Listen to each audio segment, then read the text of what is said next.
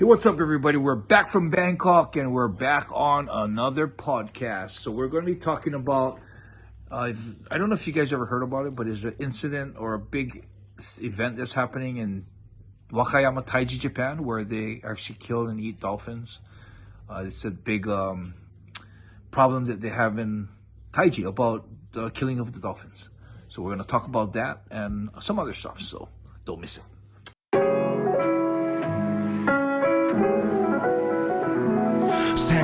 1978とある田舎町で生まれて移り住んだ新宿で育ちこの町で起きたこれまでの俺たちのここまでの生い立ちはほんのまた序の口試されたいちいち正してきた過ち騙し合いやからしないはスニッチの始まり放課後の登山所児童館にホームアローンそんな時間はほったらかして向かったとある場所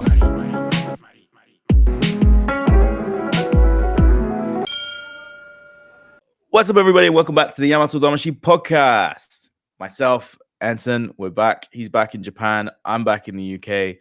No more Thailand for us for now. So no more. Well, still got. I was gonna say no more ice baths, but no, we have ice baths. Yeah, here. you definitely.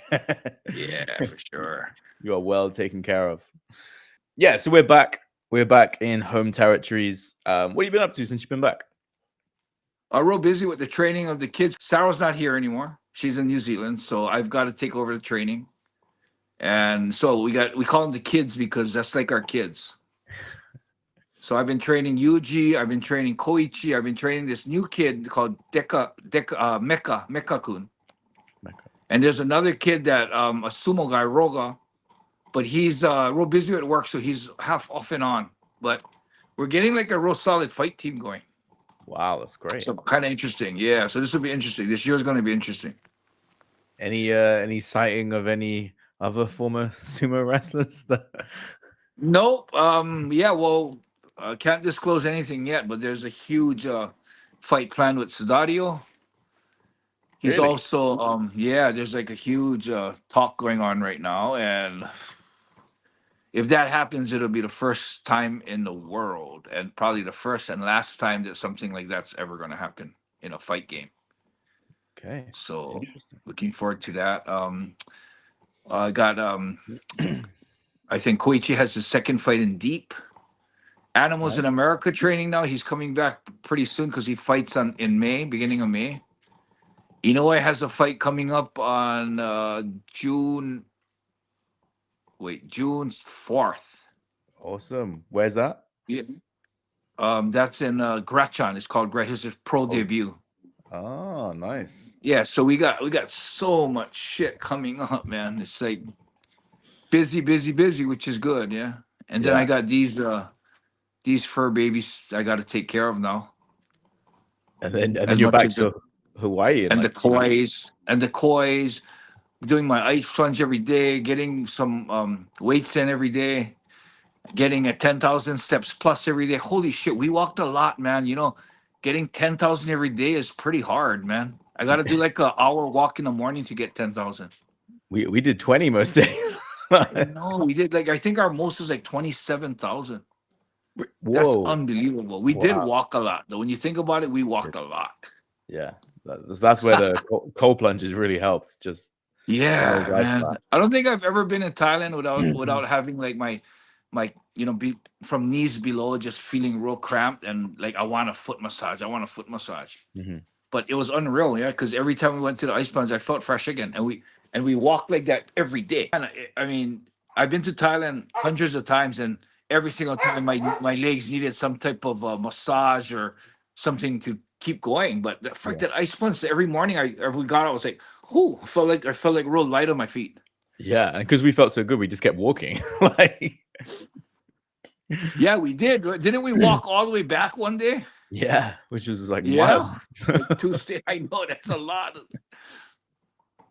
But yeah, so that's what I've been up to. Yeah, looking forward to going to Thailand again. And I've been keeping up with Vuk, the Prince of Thailand, and some of the stuff he's doing. He's back in Thailand now. Yeah, he's still doing lots of good stuff out there. Unreal, yeah. I would suggest anyone that doesn't follow him because it's nice to see such positive news stories, right? Like, you don't always see that on social media. So sometimes just seeing, blind people super happy, or just little things like that, where he's visited an orphanage and stuff like that. It's just nice to see on your timeline. So, You know what's so cool about it? You can see that his presence alone brings joy in the people and the heart of the people of Thailand. Hmm. And the fact that he's going, I mean, it's tiresome just moving from area to area, meeting people, and you've always got to have that smile on your face. You know, it's really draining. I mean, as for me, as being a famous fighter in Japan, whenever I go out in the arenas like that, I do feel tired after I'm done because I'm always greeting fans, always having to make sure I'm not digging my nose or doing something stupid. So it's really taxing on the energy, and then seeing him just continuously do that is just amazing. Oh hi, okay, I'm doing a podcast here. I'm doing a podcast. Can you wait? He's Can you wait? joining. Okay, okay. When I try to push him out, he leans harder. Okay, yeah. He's like, no, I'm joining. Yeah, my name Tamashii. I'm the bull. But I'm yeah, the- so I mean, someone like him, just he's a blessing just bringing his presence to people. You saw the happiness he brought to the Enson Inoue gym. Oh yeah. I mean, words can't thank him enough for taking that time in the heat to spend so much time at the gym. Yep. Hopefully, maybe one day around too. So one of the cool things while we were away, we were talking about lots of different things, and what's going to be exciting is you have a second book on its way, I believe. And was there a release date in mind yet, or that you can tell people about? Or I mean, how Yeah, far we're probably away? making official release date on April 15th, my birthday. Oh wow, that's coming up real quick. Yep, and we're gonna do also a T-shirt launch, a book T-shirt launch. And we're bringing out 2 new designs to launch on the 15th. So I think pre-order is going to start pretty soon. We got to start it pretty soon. Nice. You guys heard it here first. Get a pre-order in for the book. I can't wait to read it.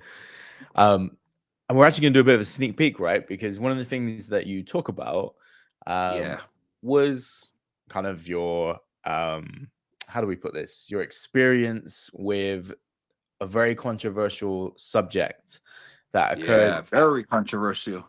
Yeah. So for people that may remember this or may have never seen it before, in 2009 there was a documentary that released, right, called The Cove. And I remember because it was global, right? Everybody was talking about that documentary when it came out. And it was all about the dolphin hunting in Japan. And so tell me, when was the first time you saw or heard about this documentary? I was actually going down to Osaka to work to do a job, and when I went down, a girl that I went and met, she told me that, did you hear what's happening down in Wakayama, Taiji?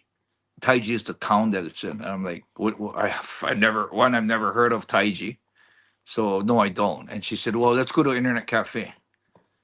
So we went to an internet cafe. We watched.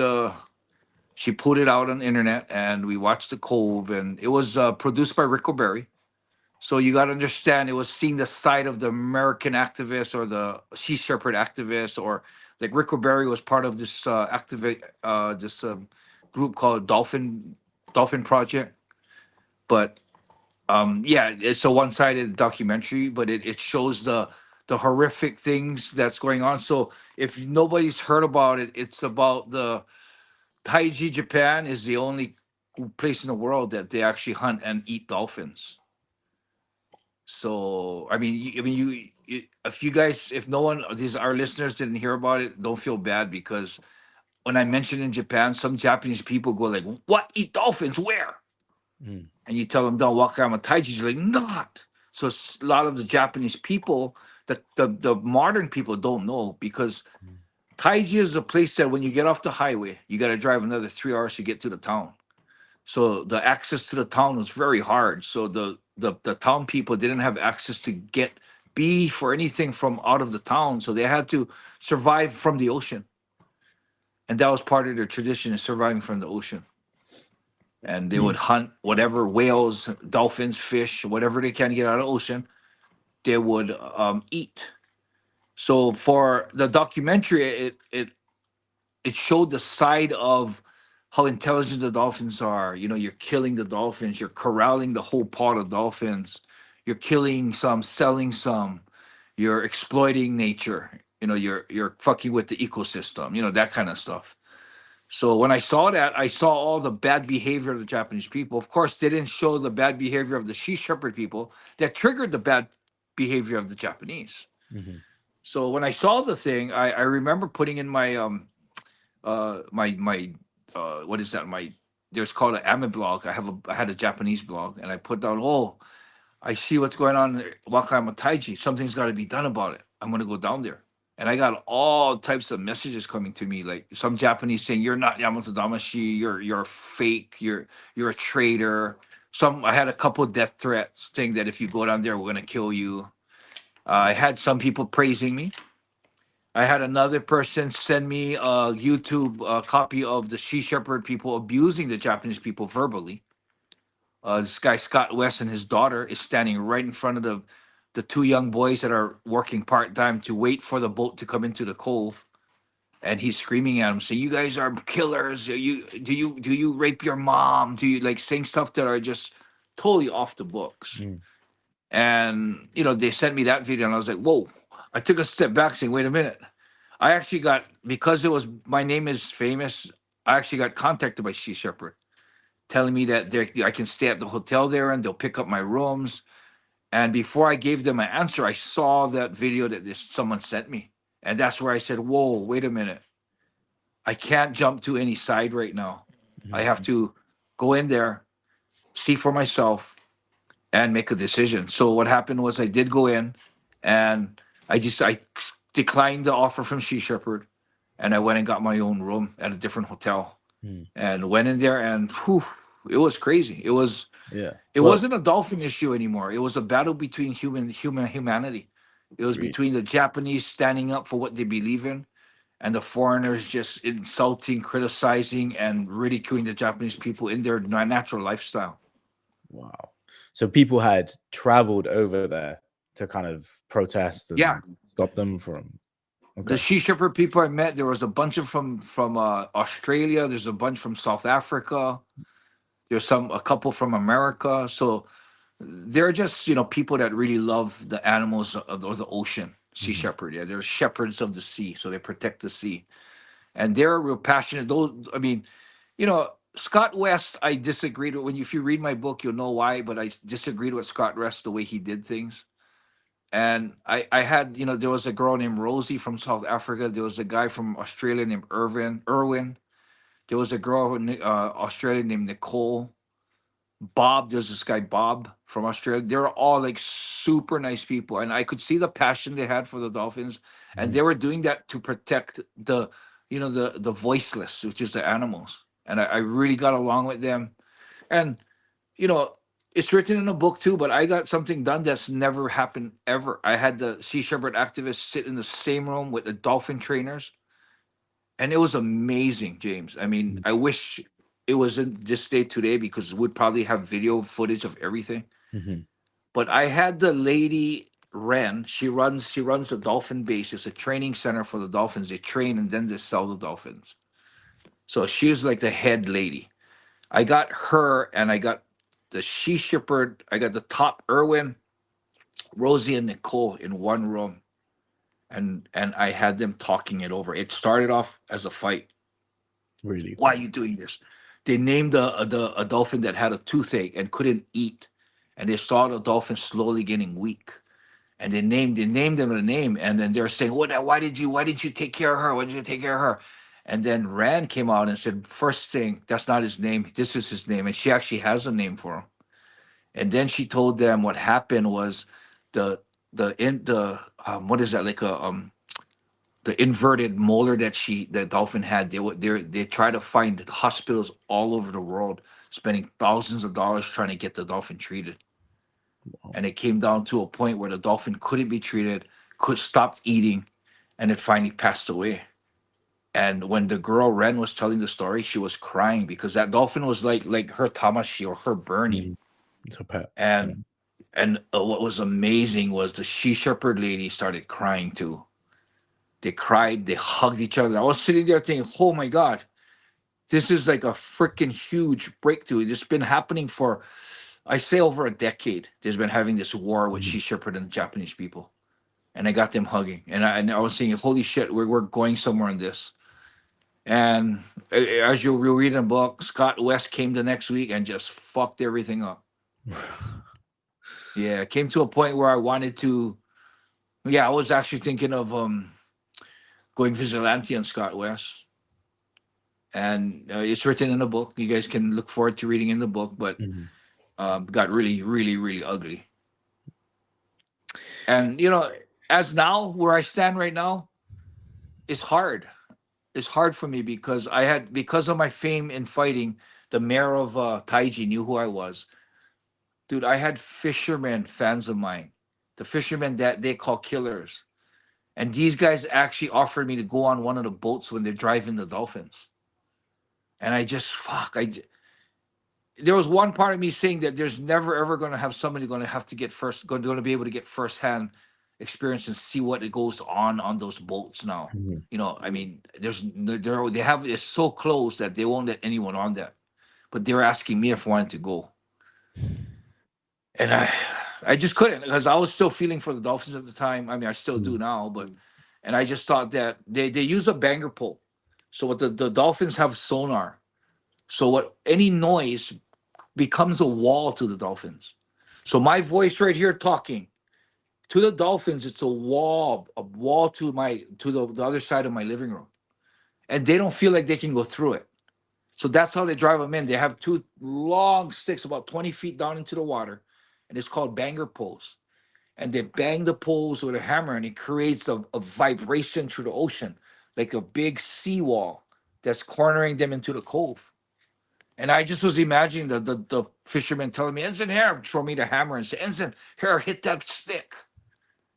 And I don't know, I just couldn't see myself being a part of hundreds of dolphins dying that day. So I declined. And, I got so close and I got so inside that there was a two dolphins called Sad and Lonely. And they were in a about the size of my living room, which seems big to us, but it's actually barely regulation for the dolphin aquariums. And they had those dolphins in there, and that was one of the big things that the activist was just calling the city hall, calling the embassy. They were trying everything to get those two dolphins out because the dolphins that are training, they look happy, but they say they're bribing them with food, and there was an argument there. But when I went to see Sad and Lonely, there was no argument. The two dolphins were in a corner, facing a corner, and they looked miserable. So, I went to Mayor Sangen, the mayor of the city, and I went and met with him, and I told him, that, there's something that's got to be done with all this, the activist problem and the dolphin problem. And he agreed, and he said, but, it's really hard to make sudden moves. It has to be gradual. I said, well, I went to the whale museum and the two dolphins in the tank. I said, have you seen them? He said, yeah, I've seen them. And I said, I believe that they should be moved. And that the foreigners have been hounding them for years to move it. Rick O'Berry himself, the guy who created Flipper, the famous dolphin Flipper on the TV shows, he couldn't even do anything. I went, talked to the mayor. The mayor went down the next day. Wow. He called me. He said, Enson, you're right. They do look horrible. And the next week, he got them moved out of the pens. And I was, so what I did was internationally, the dolphins are named Sad and Lonely. If you Google Taiji Japan dolphins and you Google Hope and Faith, I renamed the dolphins Hope and Faith because they're not totally free, but there's hope and faith now. And that's the name of the dolphins now. I've actually named them worldwide. So now all the people who knew them as Sad and Lonely, they're known as Hope and Faith now. So, that kind of things. I was this huge hero. And then they started bashing the dolphin trainers that I knew and calling them killers. I mean, like they had pictures of every trainer. I met every trainer. These girls were young girls that just loved dolphins. And that's their job. And they, it was crazy because when I went to the training, each trainer, it's like a dog. A dog takes and loves a certain trainer. And so if that one trainer doesn't come that day, the Dolphins looking for the trainer until he realizes he's not there and he gets trained by a different trainer. And when the lady told me that H Dolphin loves a different trainer, I'm like, whoa, really? So there's like 5 of them standing on the pier with one dolphin each.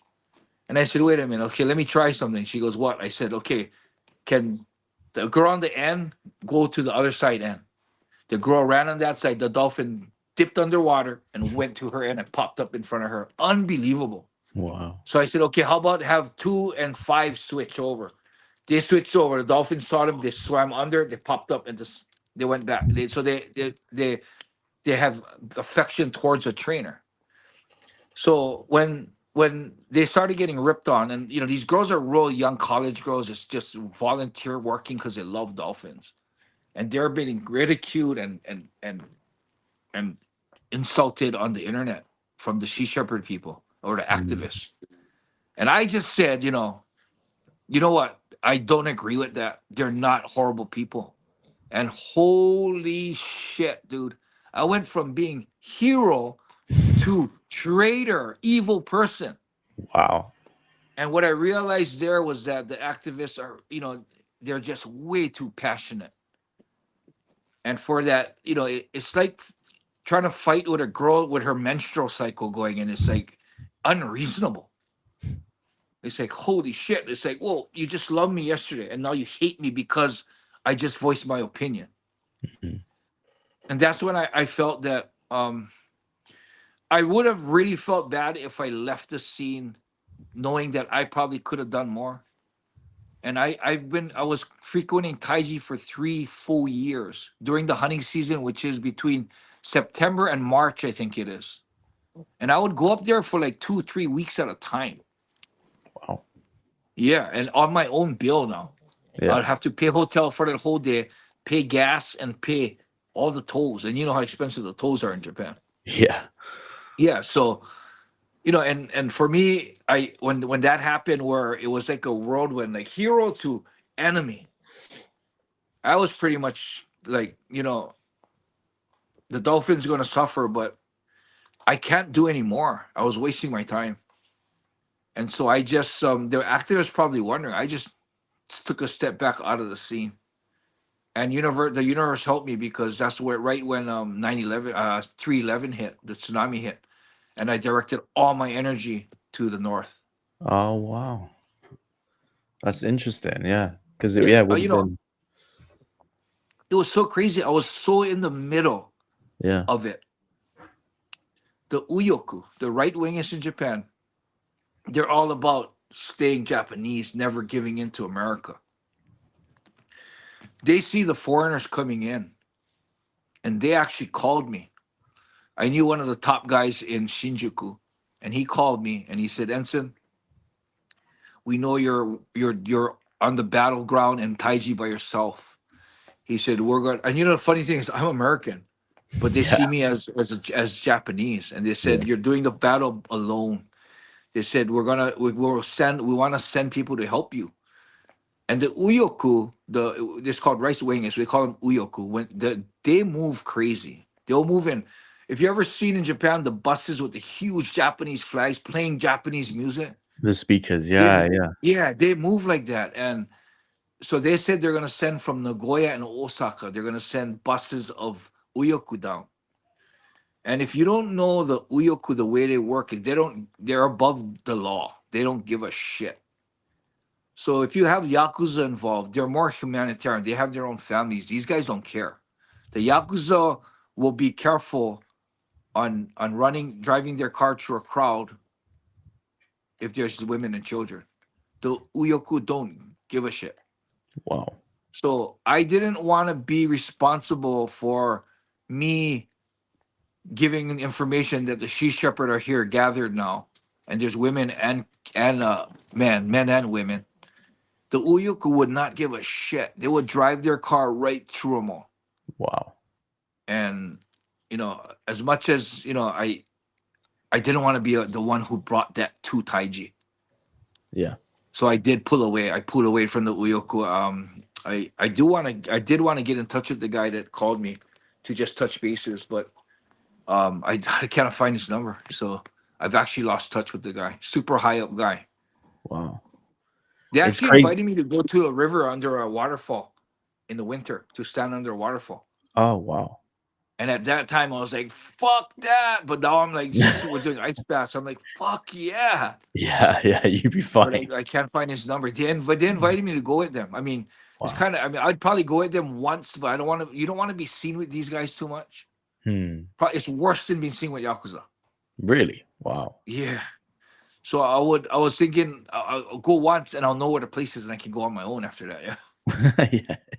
But yeah, so fuck man, Taiji. Have you ever heard of Taiji?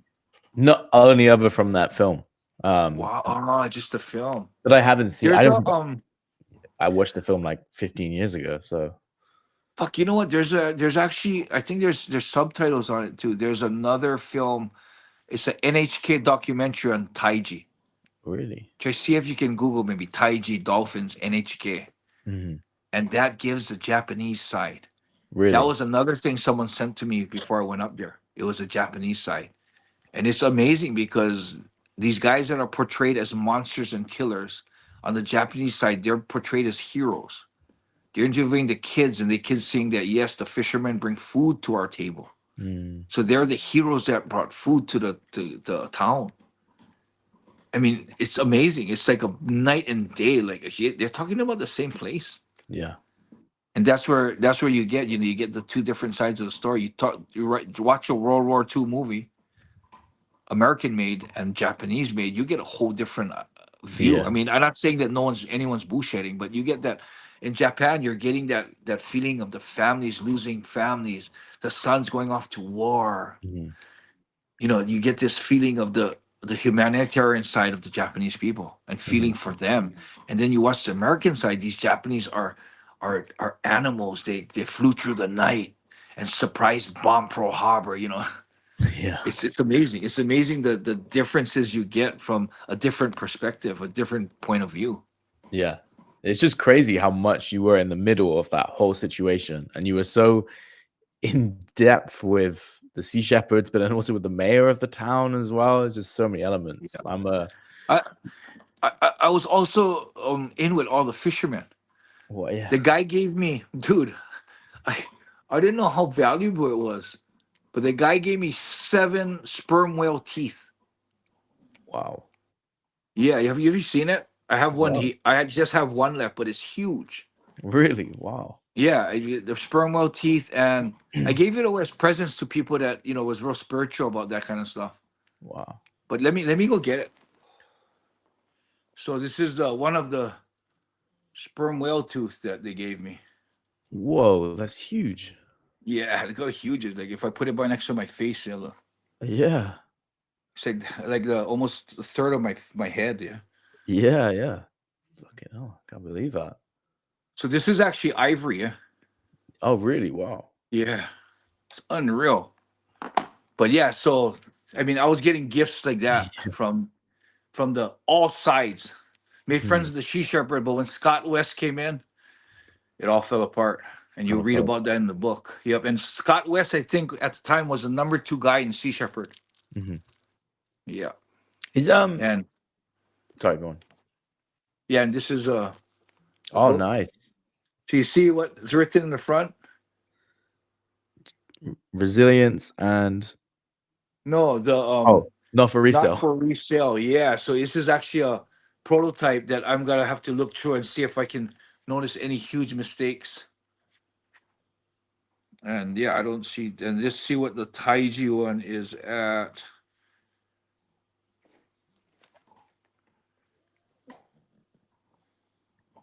Whoa, it said chapter 35, one of the last chapters. The Taiji Awesome. incident. Awesome. Can't wait Yeah. to read. So yeah, it's an interesting read because it's a lot different from the the first one, yeah. Because the first one's more on the fights, yeah. Yeah.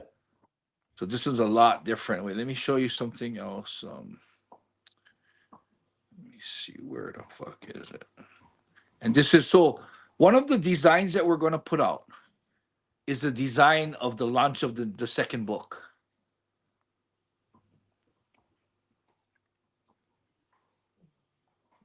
Coming soon. Coming soon. I take a lot of fucking pictures, man. Yeah, you do. Okay, so see the book.